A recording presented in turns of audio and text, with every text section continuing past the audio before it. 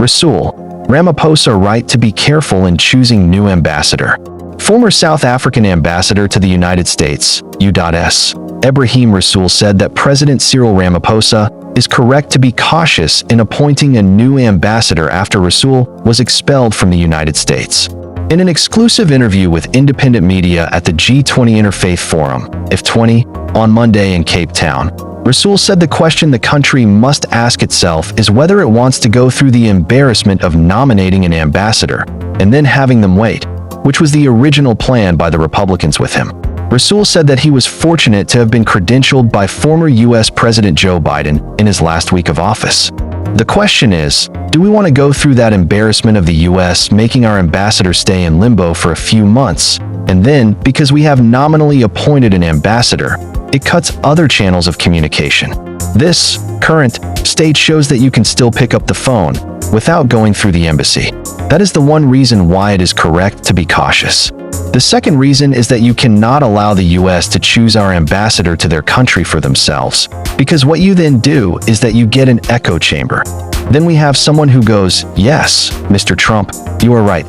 Thirdly, if you choose even a mildly independent ambassador, you will not find such a person of integrity who, at some point or other, did not express disquiet about the direction of the United States under President Trump. Rasool even touched on Sebasai Jonas, President Cyril Ramaphosa's special envoy to the United States, who was rejected by Washington in May this year. Here is an astute business person, but his astuteness economically is also his astuteness politically, and therefore, you won't find a clean slate in terms of that. On who could replace the vacant position, he said that, because people say a white skin can more easily go into the White House, I've thought that if you can find a white person with the right values, and in that regard, I threw out the name Marthinus van Schokwyk, someone whose growth from the National Party to the ANC I have watched, and I think that not him per se, but that is the kind of person that we can use to satisfy two things: the love of a white skin in the White House, and the values that our country needs presently, Rasool said. Rasool also commented on South Africa's current relationship with the United States, to which he said that it is not isolated because countries like India and Brazil, and even the European Union, EU, are also experiencing bullying from the U.S. South Africa's relationship with the United States has a particular tint to it, but it is not atypical. Sometimes South Africans think that it is only done unto us. When you look at what President Trump has done to Brazil, because a buddy of his, former President Jair Bolsonaro, has been charged with corruption, you think what he has done to India because it allegedly buys oil from Russia. If you look at what he has done to the EU because they don't spend as much on their defense as they should, then South Africa is just one of a few that he has put into his crosshairs, and where he is driving a hard agenda, a pernicious and punishing agenda against such countries. We are, in a sense, in good company when we consider who else he has put in his crosshairs. The question is not to watch South Africa, as if South Africa is isolated. It is to watch the growing isolation of the United States of America.